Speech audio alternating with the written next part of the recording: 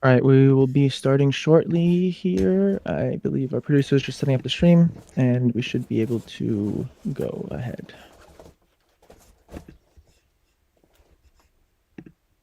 So just Sounds to good. start, oh, sorry, Ali, just going to introduce you quickly. This is my professor, Ali, and he has taught me computer security and information or advanced topics in information system security. Very long class name, but it was a really good time having him with us, lecturing only for, I think it was like four days out of the rest of the semester. And every single session that I had with him was like I was glued to the lecture. So it was a really cool, interesting time, and I really wanted to get him to speak for us. And yeah, if you wanted to take it away, you're welcome to go ahead. Sounds good. So I won't take up too much of your time, but I'll take about 15 minutes to leave you with something to close off your summer with in terms of where I see the future of security hiring and the future of threats that the Canadian landscape is about to see. Before I begin, I'll begin with a very, very interesting, albeit odd fact. The reality is I didn't go to school to study cybersecurity. I didn't go to school to study IT, in fact. I dropped out of it. And a lot of people sometimes will question whether not having an academic credential in security or IT made me a viable voice in the security space. Beginning my academic career in 2006, then going into my master's in 2011, and then my PhD, which I just culminated in security. It happened after all of the experiences that I had. But when I got into security from 2016 onwards, I had no academic credentials in the field. But I'll tell you one thing that I had, which allowed me to stay a little bit ahead of the game. Now, undeniably, during my formative years in Dubai, I picked up a lot of IT skills. We're talking about the Y2K era when you sort of just had to learn this stuff on your own. I grew up in the UAE where there were only 4 career choices. You could become a doctor, an accountant, an engineer, or a doctor again.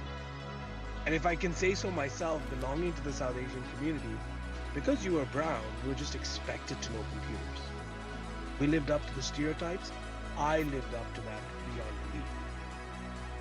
A lot of people, though, when I started off in security, questioned, well, he didn't go to university to study security. I knew I was down the pipeline of doing my PhD.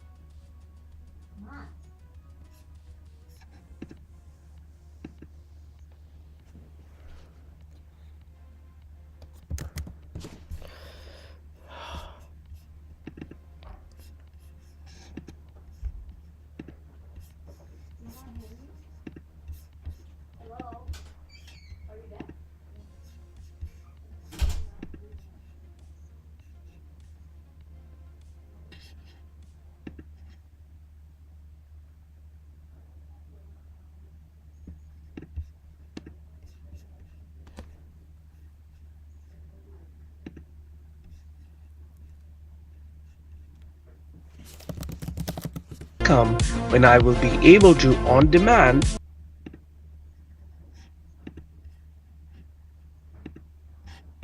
right place. I encourage all of you to not think about security in terms of the same old ways of breaking into the house, the same old ways of duping the customer. Look at the innovative techniques and look at the reshaping of the technology landscape, particularly computing power and hardware. I'm sure all of you, every 6 months, you see an innovative way for somebody to do a little bit of a quick romance scam or a little bit of a quick interact scam. Just yesterday on CTV, you heard about people going to someone on the road and saying, "Hey, I need 20 bucks in my account. I'm unable to log into my account, but if you e-transfer it to me, I will give you the 20 bucks in cash." And people say, "Okay, if that's fine. If you're giving me the cash, I guess it's okay." And how many people have fallen victim to someone saying, "Oh, you want me to do it? Let me type in my email address." Someone types in the email address and moves more than just $20 and then makes a run for it. Now, of course, you probably are looking around and going, "Well, people are dumb." Yeah, people are dumb. There's nothing more that I can tell you about that. That's not a new fact. Live with it. People fall for the dumbest crap ever. But with regards to quantum and the evolution of this hardware, I am writing this on a t shirt for all of you, metaphorically. You are going to see an increase in the amount of attacks which are looking to steal and lay dormant until the relevant technologies are available to decrypt and cause massive, massive damage. Insecurity, let me tell you the psychology of attackers. Yes, there is always the grab and dash mentality where let's see what we can get and let's make a run for it. You are going to find groups that are amateur in their thinking that way, maybe technically proficient, but the majority of them now know that this is a waiting game.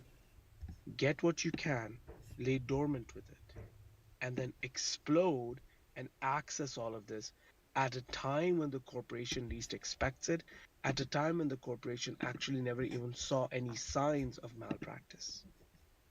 I encourage all of you not to just stay tuned to the traditional modes of attack, but begin to understand the motivations behind these attackers and the timeliness with which they are looking to get your data and when they will be looking to decrypt. Usually, we don't think about this dwell time in many other ways besides somebody's got access and now they're trying to see will they get caught by some of the monitoring tools that you have in mind. Somebody's got access, they've got what they've wanted, and they leave, you think you're okay. But something else begins to transpire. A good example of this is what happened with the Toronto District School Board. They paid, or at least the third party that was providing them the service, paid the attackers, only for the attackers to surface back after 1 year and say, "Hey, people, we actually didn't erase your data. We're using it again." A double extortion technique. Hey, people. My message to all of you is start to pay attention to the quantum movement. Start to read up on what NIST is saying in terms of post quantum cryptographic standards and what organizations will have to be leveled to. We talk a lot about Y2K, and I remind people a lot about Y2Q, which is when this quantum era begins to spread and when this computing power begins to become more accessible, it does inevitably change the threat and attack landscape. At the same time, it could create more improvements. At the same time, from a security perspective, it could create more enhancements. So I encourage all of you, whether it's the Quantum Institute out in Alberta or I think it's in BC, whether you see any quantum activities and trainings happening in Ontario, I recommend you access it. I am of the belief that those days of, yeah, it's coming, it's coming, it's coming, is numbered, and you're going to see quantum as a reality. The second thing I will encourage all of you as you're planning your next steps, I understand that there's a sense of anxiety. Will I get a job? Will I find the right position? All of those things. Look, you will very quickly map your resumes to a particular job. You already have some skill sets around different product lines, so eventually you will find something. And looking at the nature of hiring spread across Canada and what's happening in the United States, a lot of back office jobs will be coming back into the Canadian landscape. I'm optimistic about security hiring for the next 5 years. I'm optimistic about VC funding as well because we're going to be left with no option. But what I will tell you is start to understand the AI, rather the generative AI game better. Technically, I think all of you now need to realize is that once upon a time we were talking about AI from the sense of deep learning, machine learning. Now we are in that generative AI moment where we don't just use data, we generate data. I'm going to give you 2 rupees of advice with regards to how to approach this generative AI movement. Number one, notice how even competitors are relying now on each other to validate their product. If you Google it, and I don't remember where I read this article, but I will share it with you nonetheless, and you can Google it up or search it up. I believe Anthropic and OpenAI recently worked with each other to do independent reviews on their stack from a security perspective, specifically around reverse prompt engineering. This is an unprecedented move. It is very rarely seen. One of the biggest articles that came out in August from Bleeping Computer was the story of how attackers now within images are embedding certain prompts that can and will teach a model something that you didn't expect it to learn. The images may look to the naked eye like they don't have any prompts or any instructions within them. But when those images are analyzed through whatever vectorization DBs, whatever it may be that the GPT is using to decode that image, instructions are embedded within that. The reality today is all of you, if you haven't by now, and I know many of you, especially those at Sheridan, have taken certain courses on generative AI, get hands on with it. The CISO like me, who is sort of in their sunset moments of their career, we're going to be looking for the right people who not only know this stuff, but can actually demonstrate it and can do continuous testing for us. I recommend all of you, if you haven't already, get familiar with the MITRE Atlas. I recommend that all of you get familiar with all of the different groups, such as the University of Guelph's Threat Intelligence Center, led by Dr. Ali Degantana, who are doing research work on generative AI. I recommend all of you try your best to get more familiar with the programming aspects of generative AI, the libraries that are being used, and then start to create sandboxes where you can run testing and demonstrations. Bug bounty programs remain high value, CTFs remain high value, but your own research activity and your own analysis and your own reports will speak a lot to the future of who we want in the world of security in Canada. Those of you who have been in my class, I've said this repeatedly. The tier one, the basic roles, will be automated or outsourced to my cousins in India, Brazil, and wherever else. I'm just being brutally honest. And that's why we have these open sessions. I can be a little bit politically incorrect. At the end of the day, businesses are going to look like what impacts my bottom line. But the thinker who can research ahead, the tester who can think about scenarios that are above and beyond the traditional scenarios will definitely stand out. Do I think you've all been well equipped with your trainings in Canada to do some of this stuff? I'd say yes and no. Yes, because you have sessions like this. No, because a lot of you have been through a system that values a banking model of learning, which is if you understood something, complete the assignment. I could not institute this year for a lot of my students just because of some It was a little bit of a hefty summer for me. But usually, what I'm going to start doing in the fall is yes, you get the grade. And even if you get a grade, the bigger question is, did you get the job? I know a lot of people who get an A plus still don't find work. The idea is, can your work convince someone on the other side that you have the foresight that is necessary to maintain good security posture?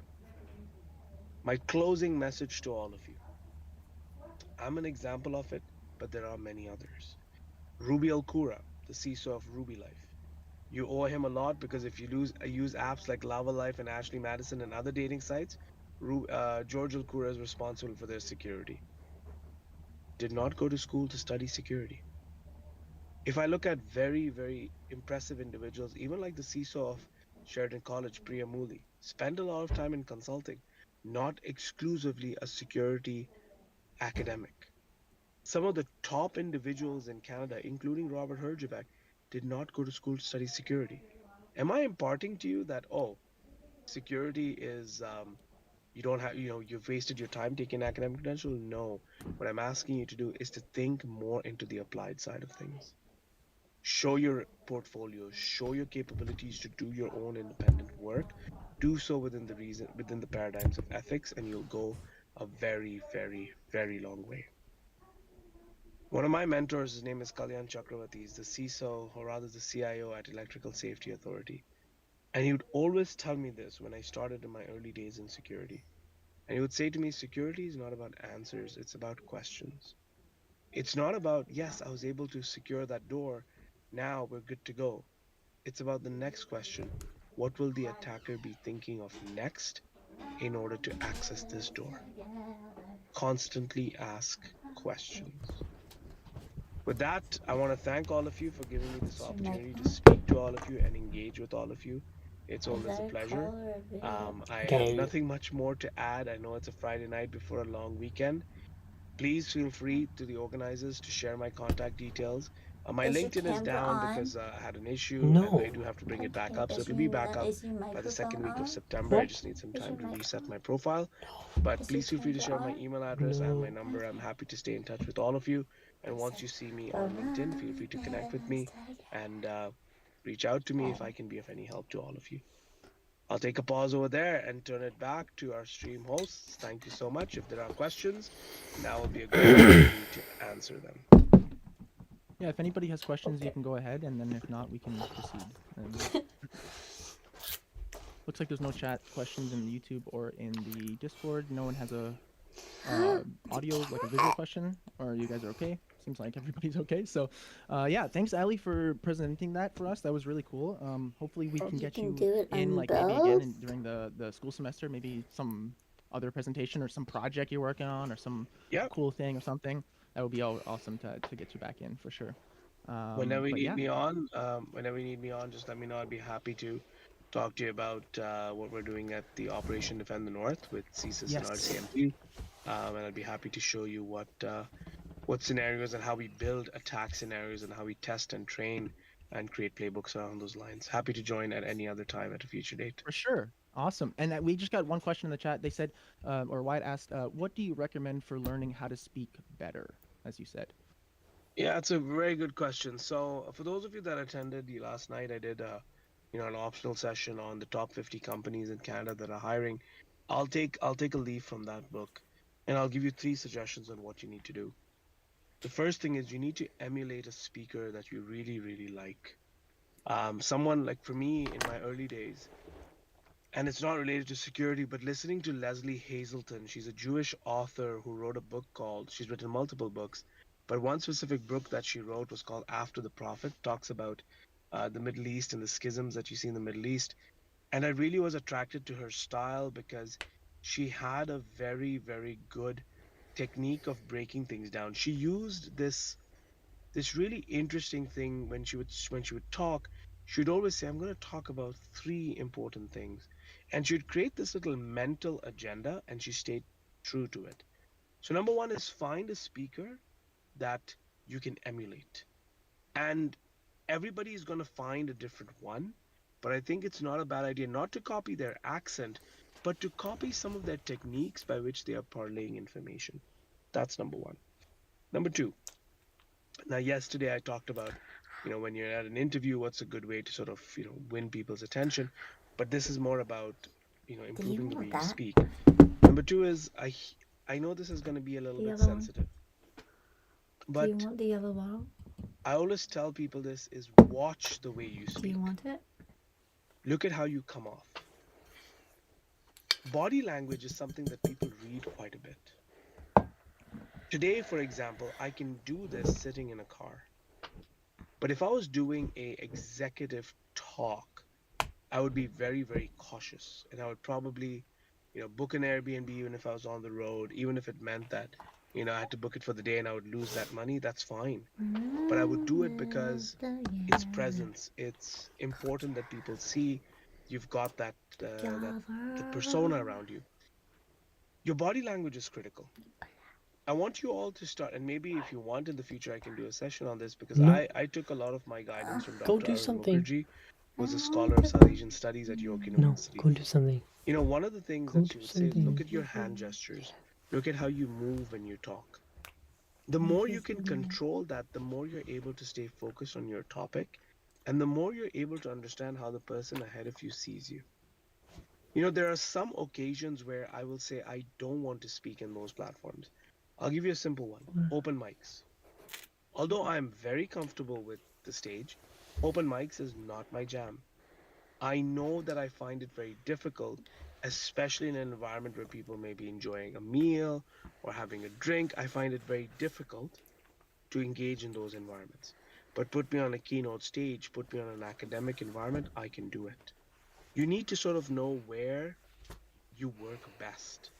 And if you're not suited for those environments, you don't need to speak there. Number three, I know they say practice makes perfect. I think practice reveals your imperfections.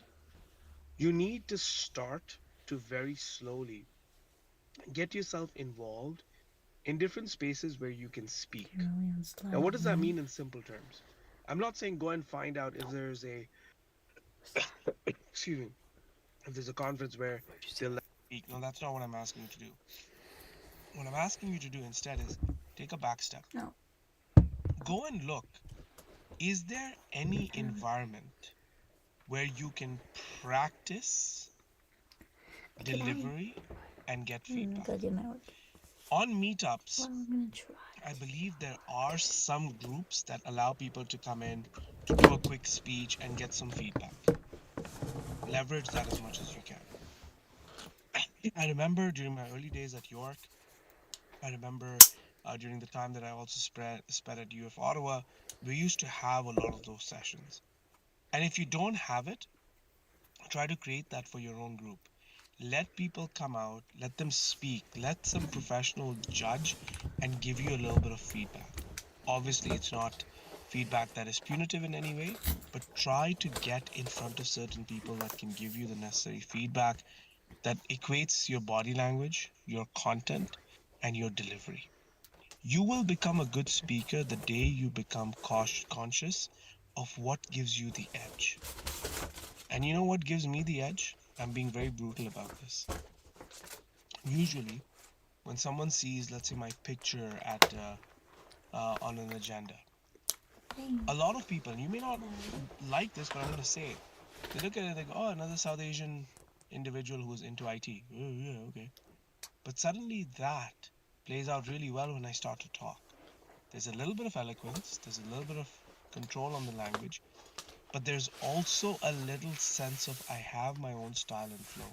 The minute you feel that, the minute you know that, and you're cognizant of that, you know what gives you the edge, and you know what makes people go, yeah, I like listening to that person because he has something different to say. You got to find that mojo, you got to find that creative edge that makes you different. And it doesn't happen for everyone. You have your regular speakers who can get by, and then you have your really, really good ones. And those are the ones who have found their edge, who have found that little thing that makes people go, yeah, that person's different. You got to find that if you want to become a really, really good speaker. Okay? Awesome. thank you so much for your help. I really appreciate it, and your lecture was great, and we hope to get you back here soon. So, just for everybody else on the stream, after Ali leaves, we'll be sharing the format link, and you can fill out the CCR code. So, thanks everybody for attending and watching the stream. That was great. So let me just send this in. I'll put it in stream questions, and then excuse me. The format of today is a little bit different, just because.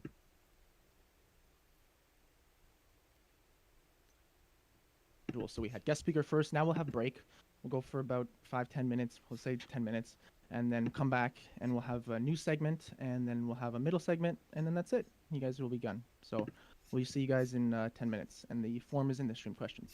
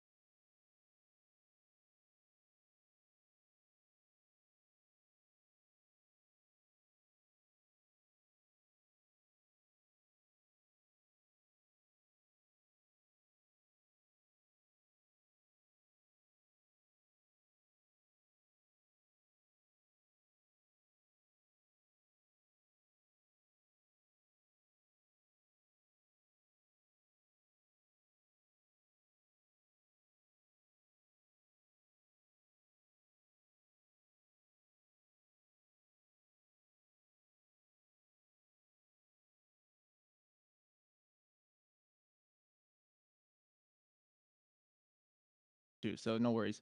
But we're coming back now, so we will have Nick present his article, and then I will do my middle segment, and hopefully you guys enjoy both, and then that's it. End of the summer sessions. So yeah, we'll just hand it off to Nick and make sure the stream is up to date on your slide, and then we should be good to go. All right. Can everyone hear me? Yeah, we're all good. Yeah. All right. Okay. So, I found an article regarding some malware that's being disguised as fake PDF editors. You're gonna have to bear with me. I only had like 45 minutes to find the article and quickly write some notes. So, basically, cybersecurity researchers have uncovered a malicious campaign that uses malvertising, which is a form of deceptive advertising to lure victims into downloading a compromised PDF editor known as AppSuite PDF Editor, which silently delivers an information stealing malware called Tampered Chef. How the attack works: victims are enticed via bogus or fake websites to download what appears to be a legit PDF editing tool. Once downloaded, um, once downloaded and initiated, the installer presents terms of service and privacy policy screens, but behind the facade, it connects to an external server to fetch the actual PDF editor. It also configures persistence on the victim's machine by adding entries to the Windows registry so that the malware launches automatically after a small reboot. Um, these registry uh, these registry entries include command line arguments to control the malware's behavior. Um, G Data reviewed the campaign and confirmed that all fraudulent sites lead the users or the victims to the same setup installer. This installer then executes with a default install routine and creates an auto run entry that includes um, commands like dash dash cm equals dash dash full update for subsequent executions. Um, some a little bit of a timeline of so the campaign was launched or appears to have begun around the 26th of June of 2025 with the creation or use of multiple counterfeit sites and at least five distinct Google ad campaigns promoting this fake PDF software. Initially, the PDF editor may have behaved benignly, but starting the 21st of August, so just over a week ago, the campaign shifted and all the infected machines began checking in and were instructed to enable the malicious information stealing component, Tampered Chef, to execute. So what exactly does Tampered Chef steal? It's a data or credential harvester. So it's engineered to steal critical data from users, including credentials like usernames and passwords, as well as web cookies, which could allow attackers to hijack sessions or impersonate users. And yeah, so just some final thoughts. This campaign is a textbook example of a social engineering driven malware dropping attack using plausible software, i.e., in this case, a PDF editor piece of software, to earn trust and then executes harmful actions without the user's knowledge. The kernel of danger here is how seemingly innocuous downloads can mask sophisticated attacks that persist silently and harvest valuable personal data. And yeah, that's everything I got for you guys. Awesome. Cool. Thanks, Nick. That was great. I actually really enjoyed that one. That was awesome. So we have our middle segment now. So Sully, if you just swap to the first slide for now, that'd be great. So I'm going to be talking about the UEFI issue with Gigabyte motherboards. I found during my research it also affected some Dell motherboards, but it's mostly about the Gigabyte motherboards. And I actually got a DM while before I finish, Nick, you got a question actually. They were saying, what does dash dash cm commands mean? Is that like a persistence command? From my understanding, it's a command that allows you to gain persistence in Windows specifically, I think. Cool. All right, thanks. Appreciate it. Yeah, so I had someone DM me before the presentation completed, and they actually have graduated this program or graduated Sheridan as an alumni, and they did they researched the exact same topic that I'm going to present today. So after I speak on the topic, a couple slides, well, it's like 8 slides or so, we'll hand it off to Pranesh down there, and he'll speak on the malware just a little bit more. But I'm going to be talking mostly about the actual vulnerability itself. So let me just grab my notes here. So if you guys know anything about computers, there are different parts of the computer that boots up before your actual OS boots up. So you can get code or malicious code or any code if it runs on the ring before your PC boots up. It'll be there before the OS is installed. Like it's already on your PC. It's on the hardware, right? It's there. Good luck getting it off, But we can talk about UEFI, so I'll explain a little bit. UEFI is a modern framework. Oh my God, modern firmware interface. And it basically initializes the hardware and starts the OS. So it actually starts the operating system on your computer. And it gives it a pre-boot environment. So it's basically designed for drivers and policies to load up before the actual kernel boots up, and actually like live on the motherboard itself. So we will talk about a few things. We can talk about actually let's go to the next slide. Next slide's pretty good. So we can talk about UEFI here, like I was saying. So we're talking about privilege rings, right? So privilege rings are basically the boot up like sequence for your computer, I guess you could call it. So apps live in ring 3. Actually, we'll go back to this slide as well. But Sully, could you go to the next slide as well? I have a nice ring there for people to zoom in and see. So apps run on ring 3. OS kernel is ring 1. Hypervisors is on ring -1. And the issue that this vulnerability is tackling, the SMM ring, is -2. And if people that I talked to this about, they thought ring 0 was the lowest one. They thought that was it. But no, there's more beneath that. There's a lot more beneath that. Well, a lot more. There's two levels beneath that. SMM, which is system management mode, is basically invisible to the OS, and it has direct hardware access to your computer, which means if code ends up there, it'll basically be able to evade security. Yeah, so that's quite cool.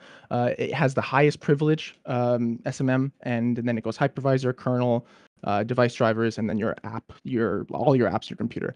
So that's quite cool. So let's go back a slide, back to UEFI, and we can talk a little bit about the process, right? So you can see on the right side, we have the process. So it goes through the security process, goes through the firmware initialization, like it maps out the memory, temporary RAM setup, as you can see there. It executes drivers, it goes through the policy boots, and then it hands it off to OS for runtime features. So everything that is done within ring -2 and ring -1 are very high level admin, and SMM is even higher level admin. So we can go down to the 4th slide. It should be the rootkits and bootkits slide. And basically, when I was doing my research for this, I knew bootkits existed, but I didn't realize there was a name for bootkits. So we can just talk about them really quickly. So rootkits, they live in your operating system. If you get, you download something or someone infects your computer.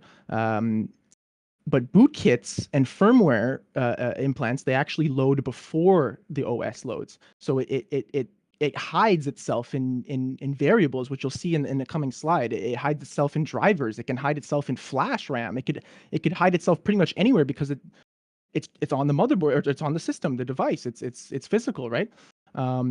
So if the malware ends up on this pre-OS, it remains very, very dangerous, right? Because it can run right away. It can tamper with your boot stages. It can hide itself. You'll never know that it's there. And when I said earlier, good luck deleting it from your system, I mean it. If you get something on your computer like a bootkit or something like this, thankfully there's a patch for this, but if it was worse than that, you might have to get a new computer or at least a new motherboard, because it really destroys physical components. You know, it's done basically. Well, not done. You can get it fixed, but it can be a very extensive process, as we'll say.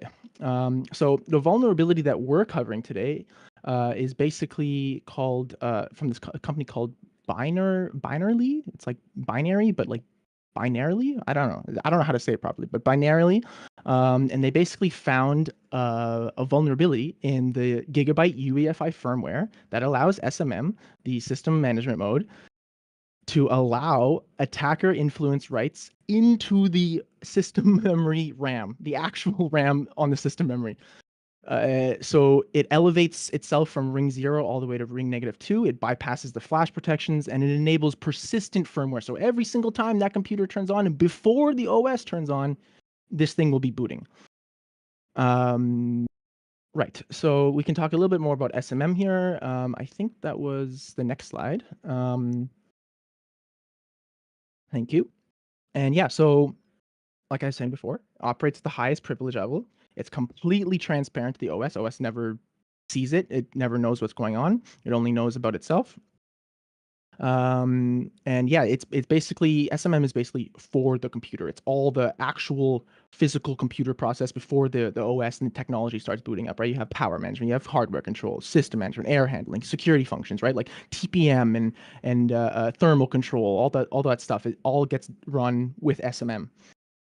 And like I was saying in other slides, arbitrary code execution in this ring is very, very dangerous. And I will repeat that many times. It is very dangerous because it survives OS installations. It survives hard drive wipes because it's not even on there. It's on the actual board. It's on the computer. You know, it has full system control. It can even compromise your network. So you have to be very careful with these type of exploits. When I read this article a couple weeks ago, I think it was early August that I got this article on Google News.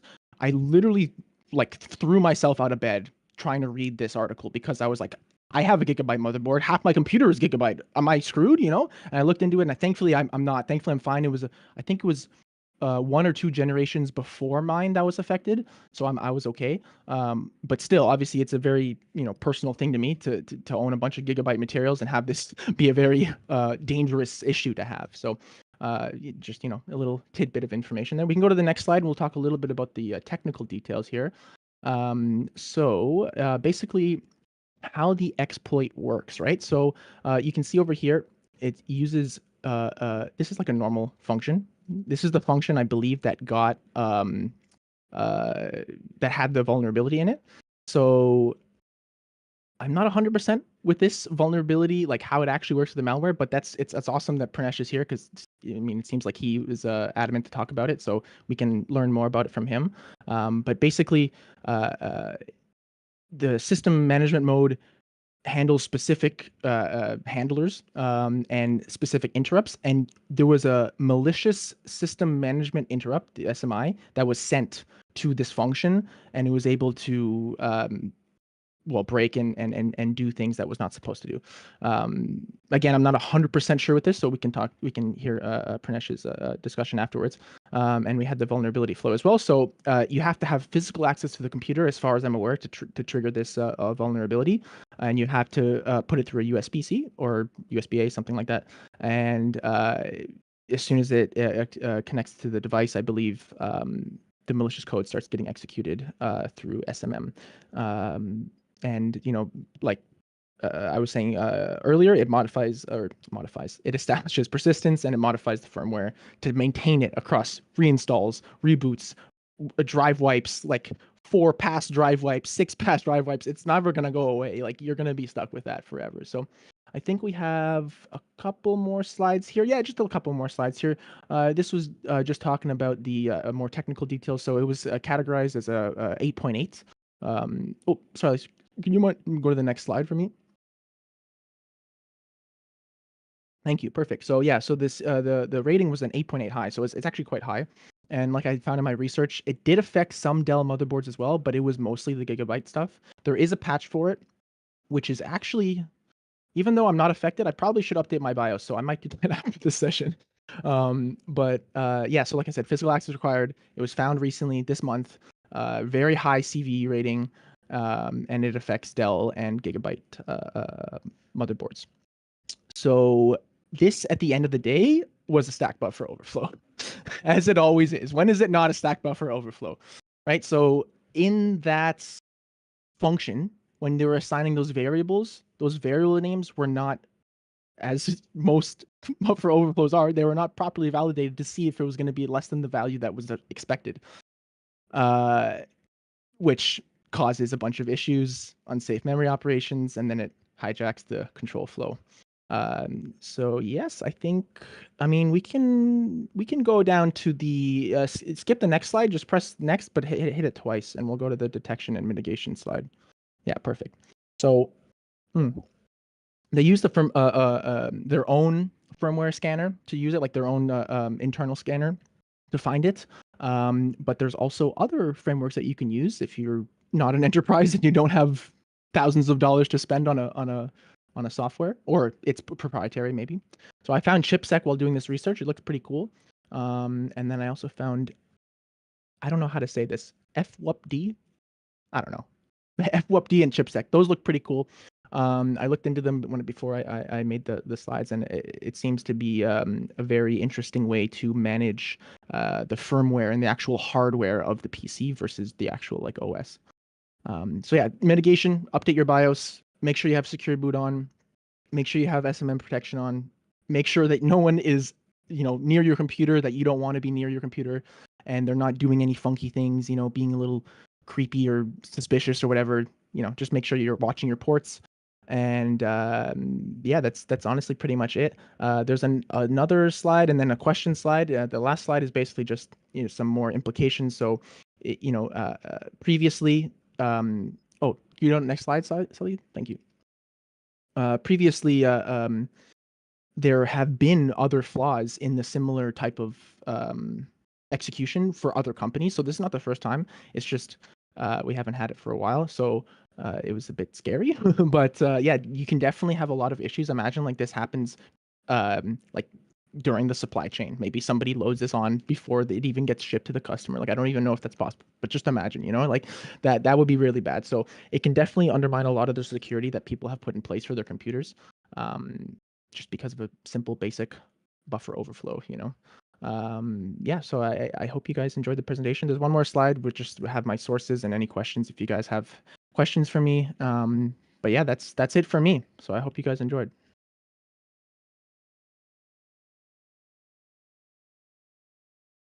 Okay, looks like we have no questions, so we can hand it off to Pranesh, and we'll leave it on this slide. And you're welcome to speak about anything. You're welcome about this. Hey, thank you so much. So, hi everyone, my name is Pranesh. I graduated last year from Sheridan. I am a triad security engineer. That's security engineering at Arctic Wolf. And sorry for the confusion. I wanted to talk about the PDF productivity software malware, not about this. I was trying to my text bad. you. Yeah, my bad. I was trying to text you while I was at red light, and don't be like me. Drive safely. No worries. Thanks. You speak on it. Perfect. I mean, I know Nick had just found that randomly, so honestly, we'll take more explanation. That works. Yeah. So yesterday and today I was researching and investigating on these sort of malwares. They've been popping up and beaconing out to CNC servers. This started happening very recently, so this matches with the article that was going on. I didn't know what was happening at that time.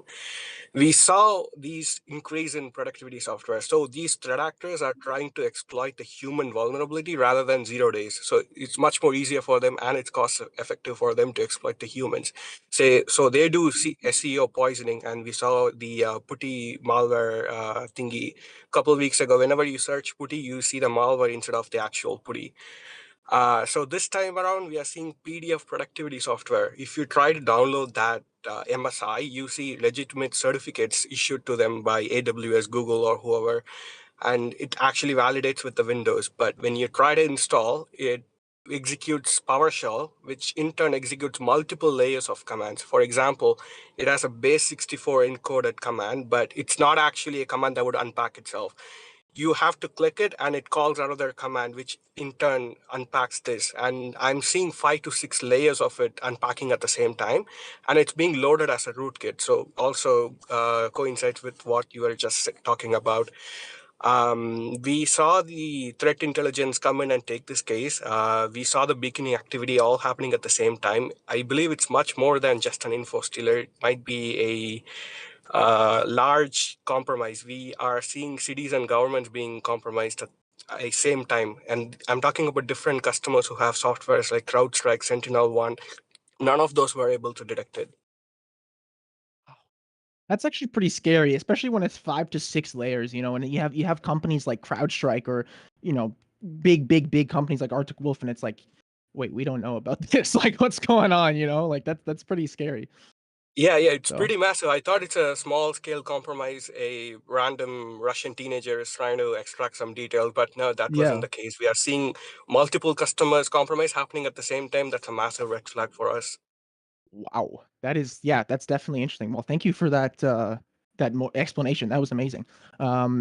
I can go a little bit into the malware, but I'm pretty sure I about my stuff, but I'm pretty sure I went quite through it. If you guys are interested, I can definitely share the slides for you guys. I can put actually, you know what? I'll do that right now. I'll add the slides and stream questions. If you guys are interested, you guys are welcome to view the slides for the presentation that I did. But yeah, for anything else, if you have any questions other than, I think I answered Wyatt's question there. He was basically asking about bootkits and how they're coded, and usually they are written in assembly language. But I think you can do it in you can probably do it in C or Rust. You can probably do it in most languages. At lower level, the better, obviously. But yeah, so that's it. That's our final summer session. So I really hope everybody enjoyed.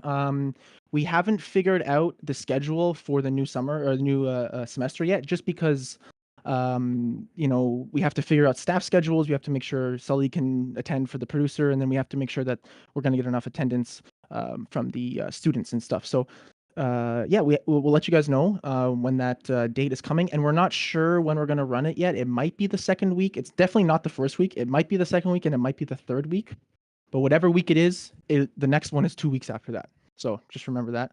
And it's always at 7 p.m. We just don't know the date yet. So yeah, that's it. Thanks for coming to the final summer session, everybody. I hope everybody enjoyed, and we'll catch you on the flip side. Thanks, everyone.